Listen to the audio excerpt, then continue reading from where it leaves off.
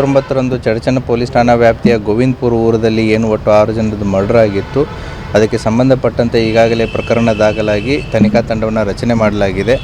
ಈ ಪ್ರಕರಣದಲ್ಲಿ ಈಗಾಗಲೇ 12 ಜನ ಆರೋಪಿತರನ್ನು ಅರೆಸ್ಟ್ ಮಾಡಲಾಗಿದೆ. ಅವರನ್ನು ಇವತ್ತು ಕೋರ್ಟಿಗೆ ಪ್ರೊಡ್ಯೂಸ್ ಮಾಡಿಬಿಟ್ಟು ಪೊಲೀಸ್ ಕಸ್ಟಡಿಗೆ ತಗೊಂಡು ಫರ್ದರ್ ಇಂಟ್ರಾಗೇಷನನ್ನು ಮಾಡ್ತಾ ಇದ್ದೀವಿ.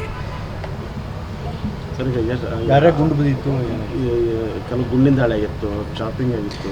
ಅದರಲ್ಲಿ Kallanagowda Patil ಅನ್ನೋರದ್ದು DBBL licensed weapon ಏನಿತ್ತು, ಆ ಲೈಸೆನ್ಸ್ಡ್ ವೆಪನ್ ಯೂಸ್ ಆಗಿದೆ ಅನ್ನುವಂಥ ಮಾಹಿತಿನೂ ಕೂಡ ಇದೆ. ಮತ್ತು ಒಟ್ಟು 6 ಜನರ ಮೃತರಲ್ಲಿ ಈಗ ಪ್ರಿಲಿಮಿನರಿ ಪೋಸ್ಟ್ ಮಾರ್ಟಮ್ ರಿಪೋರ್ಟದಲ್ಲಿ ಇಬ್ಬರ ದೇಹದಲ್ಲಿ ಅದೊಂದು DBBL ಬಂದೂಕಿನಿಂದ ಸಿಡಿದಂಥ ಗುಂಡು ಕೂಡ ಕಂಡು ಬಂದಿದೆ. ಅದನ್ನು ಕೂಡ ತನಿಖೆಯನ್ನು ನಾವು ಮಾಡ್ತಾ ಇದ್ದೀವಿ. ಜಮೀನು ವ್ಯಾಜ್ಯನೇ ಕಾರಣ ಸರ್. Thank you. ಇದು ಜಸ್ಟ್ ಬಿಗಿನಿಂಗ್ ಆಫ್ ದ ಇನ್ವೆಸ್ಟಿಗೇಷನ್ನು. ಈ ಇನ್ವೆಸ್ಟಿಗೇಷನ್ದಲ್ಲಿ ಇನ್ನೂ ಕೆಲವೊಂದಿಷ್ಟು ಹೆಸರುಗಳು ನಮ್ಮ ಹತ್ರ ಕಂಡು ಬಂದಿದ್ದಾವೆ. ಈಗೇನು 12 ಜನ ಸಿಕ್ಕಿದ್ದಾರೆ, ಅದರಲ್ಲಿ FIRದಲ್ಲಿರೋರು 3 ಜನ ಇದ್ದಾರೆ.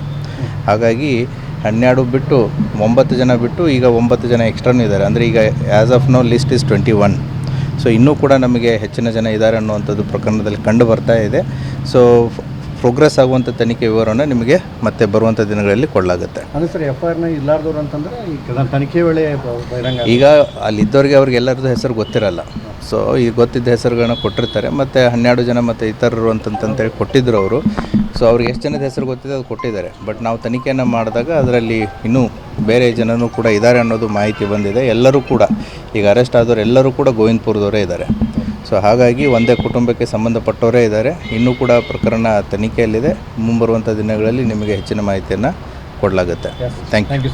19ರಂದು ಚಡಚಣ ಪೊಲೀಸ್ ಠಾಣಾ ವ್ಯಾಪ್ತಿಯ ಗೋವಿಂದಪುರ ಊರದಲ್ಲಿ ಏನು ಒಟ್ಟು 6 ಜನರದ್ದು ಮರ್ಡರ್ ಆಗಿತ್ತು.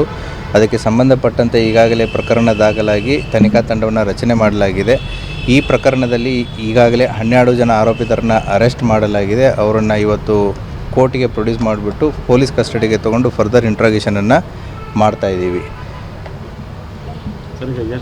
ಗುಂಡು ಬಿದ್ದಿತ್ತು, ಕೆಲವು ಗುಂಡಿನ ದಾಳಿ ಆಗಿತ್ತು, ಚಾಪಿಂಗ್ ಆಗಿತ್ತು. ಅದರಲ್ಲಿ Kallanagowda Patil ಅನ್ನೋರದ್ದು DBBL licensed weapon ಏನಿತ್ತು, ಆ ಲೈಸೆನ್ಸ್ಡ್ ವೆಪನ್ ಯೂಸ್ ಆಗಿದೆ ಅನ್ನುವಂಥ ಮಾಹಿತಿನೂ ಕೂಡ ಇದೆ.